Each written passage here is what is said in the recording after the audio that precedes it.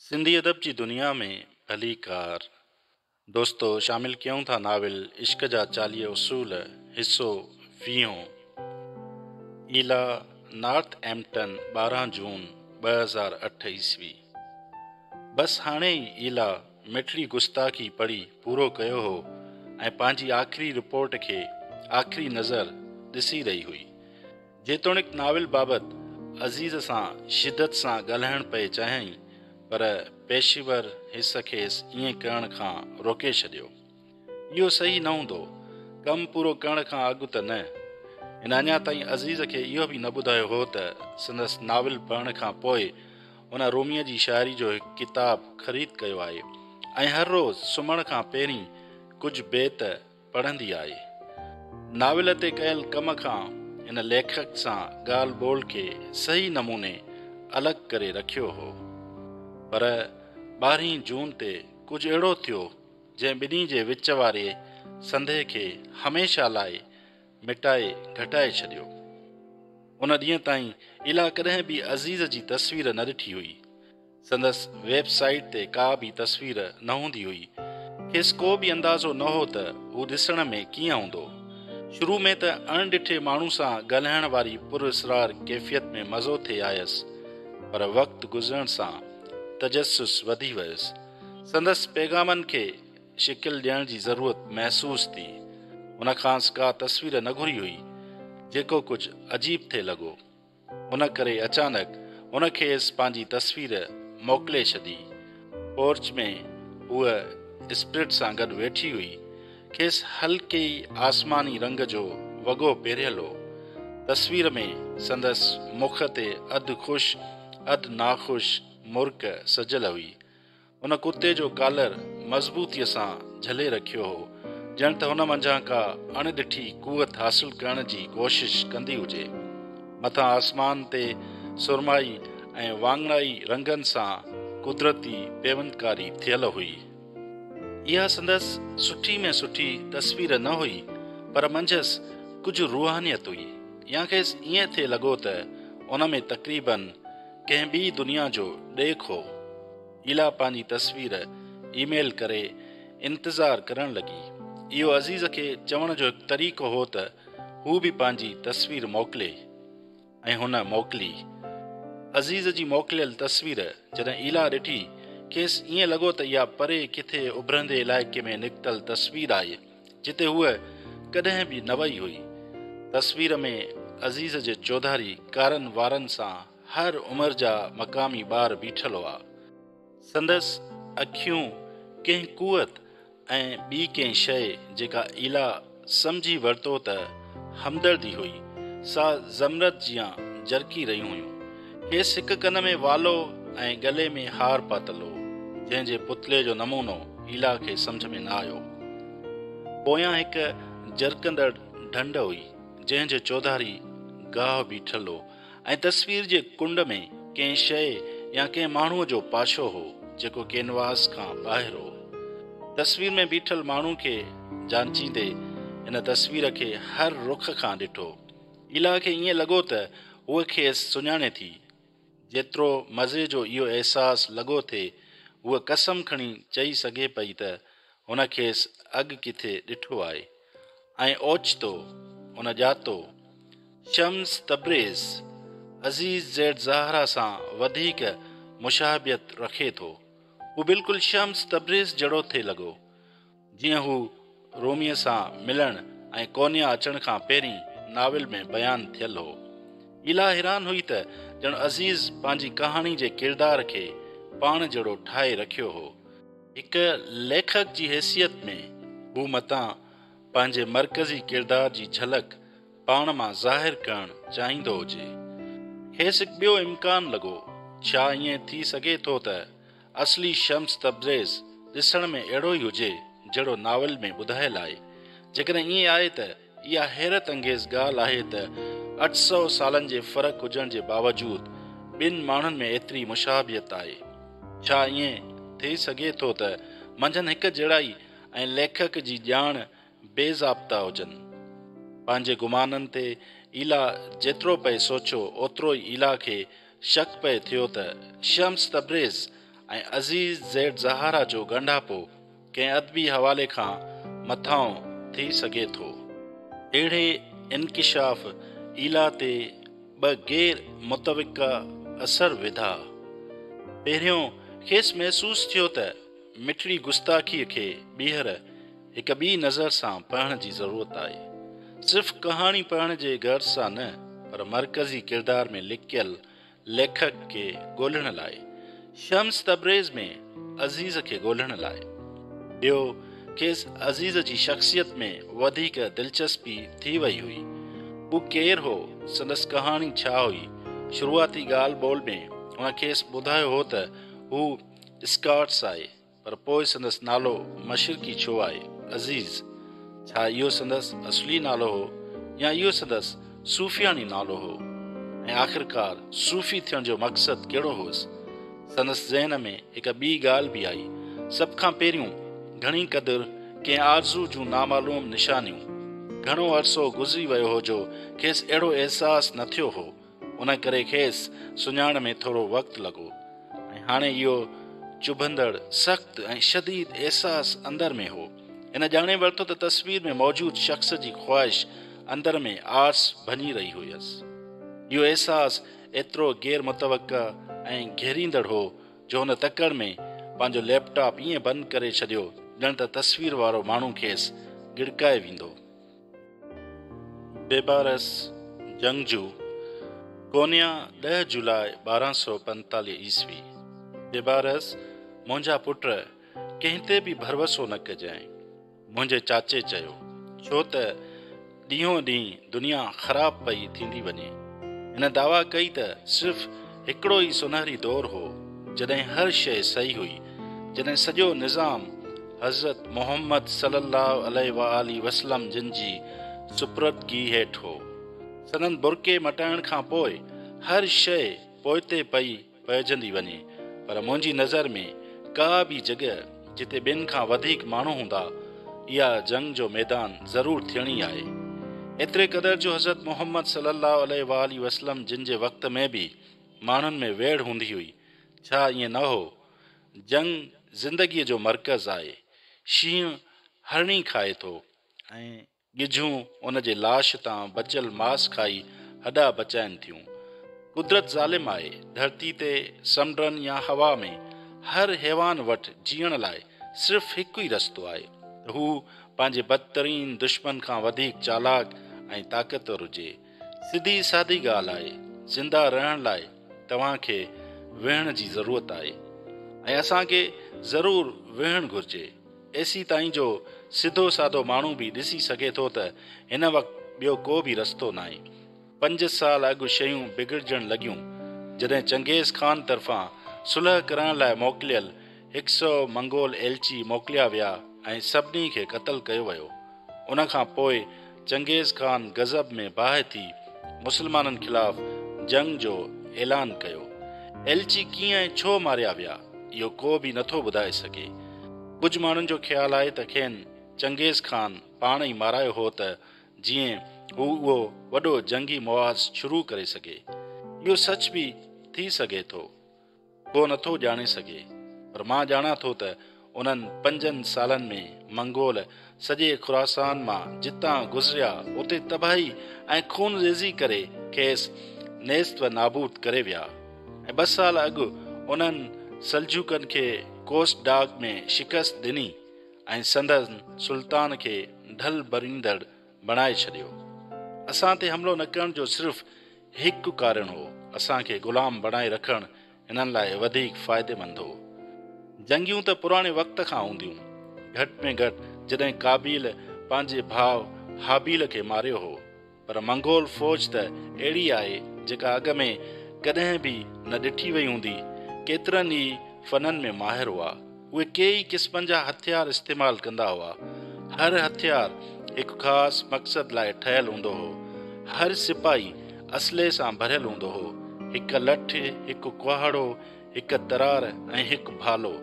सभ खां मथां हिकु तीर हूंदो हो जंहिंजे ज़रिए ज़रह जे आर पार सॼे ॻोठ खे बाहि, शिकार खे ज़हर या माण्हू जे जिस्म में तमामु सख़्तु हॾो टुंभे थी सघियो। उन्हनि वटि हिकु सीटी वारो तीर बि हूंदो हो जेको हू ॿिए गिरोह ॾे इशारो या निशानी तौरु मोकिलींदा हुआ।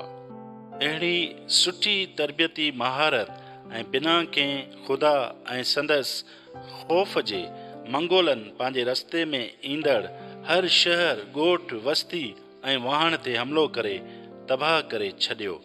एतिरे क़दुरु जो बुखारा जहिड़ो क़दीम शहर बि मिटी जे दड़नि में बदिलजी वियो ऐं सिर्फ़ु मंगोल न पर असांखे ईसाई विढ़ाकनि खां यरूशलम वापसि वठण जी बि ज़रूरत आहे। बाज़ंतीन जो ज़ोर ऐं शीयन सुनिन जे विच में कशीदगी जो हवालो ॾियण जी त ज़रूरत ई नाहे। चौधारी ज़ालिम दुश्मननि सां घेरियल हुअण जे बावजूदु असां पुरअमन कीअं था रही सघूं? उन करे ई रोमीअ जहिड़ा माण्हू मुंहिंजे दिमाग़ ते सवार हूंदा आहिनि। मूंखे का परवाह नाहे त माण्हू हिन लाइ केतिरो ऊचो सोचनि था। मुंहिंजे लाइ हू हिकु डिॼणो आहे जेको ॿियो कुझु न फ़क़ति ख़ौफ़ पखड़े रहियो आहे। हू मतां माज़ी में हिकु सुठो आलिम रहियो हुजे पर अॼुकल्ह हू पूरी तरह सां उन काफ़िर शम्स तब्रेज़ी जे असर हेठि आहे। अहिड़े वक़्त में जॾहिं इस्लाम जा दुश्मन हर पासनि खां निर्वार थी रहिया आहिनि, रोमी छाजी प्रचार पियो करे? अमुन, तहमुल, आजिज़ी, भाइरो, तकलीफ़ सहो, पंहिंजी धड़कन जे ज़हर खां बचो। फलक तव्हांजे हुस्न खे सजदो कंदो जेकॾहिं तव्हां ईअं कयो जहिड़ी तरह हिकु कंडो वधी गुलाब थिए थो। हिकु आलमगीर उम्दा चमक मुस्लमाननि खे ताबे ऐं डिॼणी रिढनि जे धण में बदिलाईंदे रोमी आजिज़ी जी प्रचार करे थो। हू चवे थो त हर नबी लाइ पोइलगनि जी हिकु क़ौम हुई ऐं हर क़ौम जो हिकु मुक़ररु वक़्तु हो। ॿियो, मुहबत खां पोइ संदसि ॿिया पसंदीदा लफ़्ज़ तहमुल, तवाज़ुन ऐं बर्दाश्त नज़र अचनि था। जेकॾहिं असीं संदसि ज़िमेवारी में हुजूं हा त असां सभिनी खे घरनि में वेही पंहिंजे दुश्मन या कंहिं ॿी मुसीबत हथां मरण जो इंतज़ारु कराए हा। ऐं मूंखे पक आहे त पोइ हू अची उन बर्बादी जी जाच वठी उनखे बरकत चवे हा। कुझु माण्हुनि खे चवंदे ॿुधो आहे त जॾहिं मकतब, मस्जिद ऐं मिनारा किरी पवंदा पोइ दरवेश पंहिंजी जमायत शुरू करे सघंदा। हाणे भला इहा कहिड़े क़िस्म जी ॻाल्हि थी? ऐं जॾहिं उन ॻाल्हि ते सोचिजे त कुझु ॾहाका अॻु रोमीअ पंहिंजे ख़ानदान सां गॾु अफ़गानिस्तान मां अनातोलिया में पनाह सिर्फ़ हिकु कारण जे करे वरिती हुई। सल्जूक जे सुल्तान रोमी जे पीउ समेत ॿियनि केतिरनि ई अमीर ऐं ताक़तवर माण्हुनि खे खुलियल दावत ॾिनी हुई। उन करे सलामती, ख़ासि रिआयतुनि ऐं हमेशह तवजह ऐं पसंदीदगी मिलण जे करे रोमी जे कुटुंब कोनिया जे फ़रहत बख़्श बाग़ीचे लाइ अफ़गानिस्तान जो पागलखानो छॾे ॾिनो। अहिड़े माज़ी हूंदे तहमुल जी प्रचार करणु आसान आहे। ॿिए ॾींहुं मूं हिकु कहाणी ॿुधी जेका शम्स तब्रेज़ बाज़ार में हिकु गिरोह खे ॿुधाए रहियो हो। हुन चयो त अली हुज़ूर सल्लल्लाहु अलैहि वसल्लम जिन जा जान नशीन ऐं साथी जंग जे मैदान में काफ़िर सां विड़ी रहियो हो। हज़रत अली उन माण्हू जे सीने में तलवार टुंभण वारो हो त अचानक उन काफ़िर खे वात जी पिक हई। हज़रत अली करमल्लाहु वजहू उन वक़्तु ई पंहिंजी तलवार हेठि कई, थधो साह खयो ऐं हलियो वियो। काफ़िर हवा से बाग़ता थी वियो। हू हज़रत अली करमल्लाहु वजहू जे पोयां भॻो ऐं पुछियांसि त हू खेसि छो पियो छॾे, छाकाणि त मूंखे तो ते ॾाढी कावड़ आई। हज़रत अली रज़ियल्लाहु अन्हु वराणियो, पोइ तूं मूंखे छो न मारियो? मूंखे सम्झ में न आयो। काफ़िर पुछो, जॾहिं तो मुंहिंजे मुंहं ते वात जी पिक हई त मां कावड़जी पियुसि, मुंहिंजे गुरूर खे धकु रसियो, बदिले जी ख़्वाहिश जागी। जेकॾहिं मां तोखे हींअर मारियां हा त इहा मां पंहिंजी हिवानी अकुल जी पोइवारी करियां हा, जेका वॾी ग़लती हुजे हा। उन करे हज़रत अली रज़ियल्लाहु ताला अन्हु उन माण्हू खे आज़ादु करे छॾियो। काफ़िर जी दिलि ते असरु थियो ऐं हू हज़रत अली साईं जिन जो दोस्त ऐं पोइलग बणिजी वियो। कुझु वक़्त खां पोइ हुन पंहिंजी मर्ज़ीअ सां इस्लाम क़बूल कयो। शम्स तब्रेज़ खुलेआम अहिड़े क़िस्म जूं कहाणियूं ॿुधाइणु पसंदि करे थो ऐं संदसि पैगाम छा आहे? काफ़िरनि खे पंहिंजे मुंहं ते थुकणु ॾियूं, मां चवां थो मुंहिंजी लाश मथां काफ़र या ॿियो केर बि बेबारस मुजाहिद जे मुंहं ते नथो थुकी सघे। ईला नॉर्थ एम्पटन 13 जून 2008 ईस्वी। बेहद प्यारा, तूं मूंखे चरियो सम्झण वारो आहीं, पर मां तोखां कुझु पुछण वारी आहियां। छा तूं शम्स आहीं या हुन जे उबतड़ आहीं? छा शम्स तूं आहीं? तव्हांजी ईला। प्यारी ईला, शम्स उहो शख़्स हो जंहिं रूमीअ खे हिकु आम आलिम मां हिकु जग मशहूर शाइर ऐं सूफ़ी में बदिलायो। उस्ताद सुमेद मूंखे चवंदो हो, भली कुझु माण्हू शम्स सां मिलंदा हुजनि, पर अहम ॻाल्हि इहा आहे त रूमीअ खे किथे ॻोल्हिजे। नेक तमन्नाउनि सां अज़ीज़। प्यारा अज़ीज़, उस्ताद सुमेद केरु आहे? ईला। प्यारी ईला, इहा हिकु वॾी कहाणी आहे। छा तूं वाकई ॼाणणु चाहींदी आहीं? चाह सां अज़ीज़।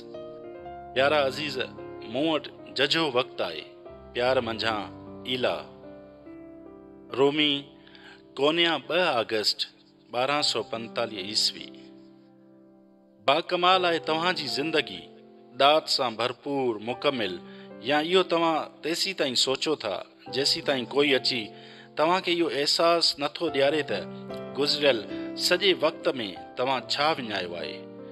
जीअं को आईनो असां में खुटल शयुनि जी मोट वधीक ॾींदो आहे, हू तव्हांखे पंहिंजे रूह में ख़ाल ॾेखारींदो आहे, उहो ख़ाल जंहिंखे ॾिसण जा तव्हां इनकारी हुआ। कॾहिं कॾहिं संदसि सार संभाल कंहिं ॿार जीअं करणी पवंदी आहे। माना इहा ॻाल्हि रखे थी त उन रूह खे ॻोल्हणो हूंदो आहे जेको पूरी तरह सां तव्हांजो हुजे। सभिनी नबियुनि खे साॻी नसीहत कई वई हुई, उहो माण्हू ॻोल्हियो जेको तव्हांजो आईनो बणिजे। मूं लाइ इहो आईनो शम्स तब्रेज़ आहे। जेसीं ताईं शम्स तब्रेज़ अची मूंखे ज़ोर न भरियो त मां पंहिंजे अंदरि रूह जे शगाफ़ में गहराईअ सां ॾिसां, तेसीं ताईं मूं पंहिंजी ज़िंदगी जी बुनियादी सचाई जो मुक़ाबिलो न कयो हो। इहो उहो हो त भली मां ॿाहिरां खां कामयाब ऐं सुखियो हुउसि, अंदर खां मां अकेलो ऐं अणपूरो हुउसि।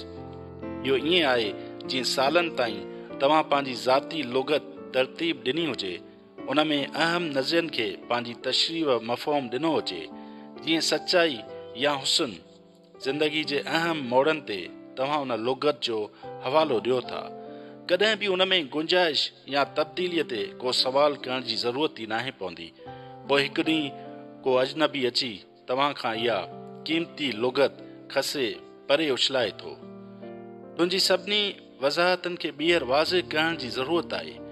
वक़्तु अची वियो आहे त तो जेको कुझु सिखियो आहे उनखे विसारे छॾ, त सिखियो अणसिखियो करे छॾ, हू चवे थो। ऐं तव्हां कंहिं अणॼातल सबब जे करे जेको ज़हन नथो ॼाणे पर तव्हांजी दिलि चिटीअ तरह ॼाणे थी, साणसि एतिराफ़ वारनि या इनकार करण जे बदिरां ख़ुशी सां संदसि हुकुम मञींदा आहियो। इहो ई शम्स मूंसां कयो। असांजी दोस्ती मूंखे घणो कुझु सेखारियो, पर सभ खां वधीक हुन मूंखे सिखियल खे अणसिखियो करणु सेखारियो। हुन मूंखे सभु ॼाण जेका मूं वटि हुई उन खां अणॼाण करणु सेखारियो। जॾहिं तव्हां कंहिंसां एतिरी मुहबत करियो था, ॿियनि सां पंहिंजी ख़ुशी ऐं आसूदगी वंडे उन्हनि मां बि साॻी शइ महसूसु करण जी उमेदु रखो था, ऐं जॾहिं ईअं न थिए त तव्हांखे हैरत थींदी आहे, पोइ तव्हां चिड़चिड़ा ऐं सर्द मज़ाज बणिजी वेंदा आहियो। जेको मां ॾिसां थो उहो पंहिंजे कुटुंब ऐं दोस्तनि खे कीअं थो ॾेखारे सघां। मां इहो कीअं बयानु करियां जंहिंखे बयानु ई नथो करे सघिजे। शम्स मुंहिंजे लाइ बाज ऐं फज़ुल जो सागर आहे। हू मुंहिंजी सदाकत ऐं अक़ीदे जो सिज आहे। मां खेसि रूहानी बादशाहनि जो शहनशाह कोठियां थो। हू मुंहिंजी हयात जो आबशार ऐं मूं लाइ शानदार, सरसब्ज़ ऐं कदावर सनोबर जो वण आहे। संदसि साथ क़ुरान जी चोथीं पढ़णी वांगुरु आहे, हिकु अहिड़ो सफ़र जंहिंजो मुशाहिदो अंदरां खां माणे सघिजे थो, पर ॿाहिरां खां कॾहिं बि नथो करे सघिजे। बदकिस्मती सां घणा माण्हू ख़्यालनि ऐं ॿुधल ॻाल्हियुनि ते पंहिंजो काथो लॻाइनि था। उन्हनि लाइ शम्स हिकु गुमराह सन्यासी आहे। हू सोचनि था त संदसि हलत चलत अजीब आहे ऐं हू कुफ़र ॻाल्हाए थो, उन करे हू बिना सम्झ खां ॿाहिरि ऐं बेएतबार आहे। तंहिं हूंदे बि मूं लाइ हू मुहबत जो तत्व आहे, जंहिंजे करे समूरी काइनात में चुरपुर आहे। कंहिं साथ हू पस मंज़र में वञे थो, हू ज़रे खे समोए रखे थो, कंहिं घड़ी खुली पधिरो थी पवे थो। उन क़िस्म जो मुशाहिदो हयातीअ में हिकिड़ो दफ़ो थिए थो, 38 सालनि में हिकु भेरो। जॾहिं खां शम्स असांजी ज़िंदगियुनि में आयो आहे, माण्हू मूंखां पुछनि था त उन में कहिड़ी ॻाल्हि मूंखे ख़ासि लॻी, पर इहो मुमकिन नाहे त मां खेनि जवाबु ॾेई सघां। आख़िरकार सवाल कंदड़ उहे ई त आहिनि जेकी कुझु न सम्झंदा, जेकी सम्झनि था उहे अहिड़ा सवाल न पुछंदा। अहिड़े क़िस्म जो मुंझारो मूंखे लैला ऐं हारून रशीद जी कहाणी यादि ॾियारे थो। मशहूरु अब्बासी ख़लीफ़े इहो ॿुधो त हिकु बदवी शाइर केस लैला जे इश्क में गरक थी दीवानो थी वियो आहे, जंहिंजे करे मथसि मजनू यानी चरियो नालो पइजी पियो आहे। शहनशाह खे उन औरत लाइ ॾाढो तजस्सुस पैदा थियो, जंहिंजे करे अहिड़ो वाक़ियो थियो हो। लैला ज़रूर का ख़ासि मख़लूक हूंदी, उन सोचियो, जेका सभिनी औरतुनि खां मथां ई हूंदी। शायदि हुस्न ऐं दिलकशीअ में साहिरा हूंदी। जोश मंझां उन लैला खे पंहिंजी अखियुनि सां ॾिसण जी हर साज़िश कई। नेठ हिकु ॾींहुं लैला खे शहनशाह जे महल में आंदो वियो। जॾहिं उन पंहिंजो निकाब हटायो, हारून रशीद जो ख्वाब टुटी पियो। ईअं न हो त लैला बदसूरत, वयल या पोड़ी हुई, पर उहा का ख़ासि हसीनो जमील बि न हुई। उहा आम ज़रूरतूं रखंदड़ ऐं केतिरनि ई नुक़्सनि सां हिकु आम औरत हुई, केतिरनि ई औरतुनि जहिड़ी हिकु सादी औरत। बादशाह पंहिंजी नाउमेदी न लिकाई। छा तूं उहा आहीं जंहिं लाइ मजनू चरियो थी वियो आहे? तूं एतिरी मामूली छो थी लॻी? तो में छा ख़ासि आहे? लैला जे मुख ते मुर्क फैलिजी वई। जी मां लैला आहियां, पर तूं मजनू न आहीं। हुन वराणियो, मूंखे ॾिसण लाइ तव्हांखे मजनू जी अखियुनि सां ॾिसणो पवंदो। ॿी सूरत में तव्हां इहो गुझ जंहिंखे इश्क चइबो आहे, तंहिंखे परोड़े न सघंदव। कीअं मां इहा साॻी गुज़ारत पंहिंजे कुटुंब, दोस्तनि या शागिर्दनि खे सम्झायां? खेनि कीअं सम्झायां त शम्स जी ख़ासियत खे परोड़ण लाइ खेसि मजनू जी अखियुनि सां ॾिसणु शुरू करणो पवंदो? छा आशिक़ थियण खां अलावा ॿिए कंहिं तरीक़े सां इश्क सम्झाए सघिजे थो? इश्क बयानु नथो करे सघिजे, उन जो सिर्फ़ु मुशाहिदो माणे सघिजे थो। इश्क बयानु नथो करे सघिजे, पोइ बि हू सभु कुझु वाज़े करे थो।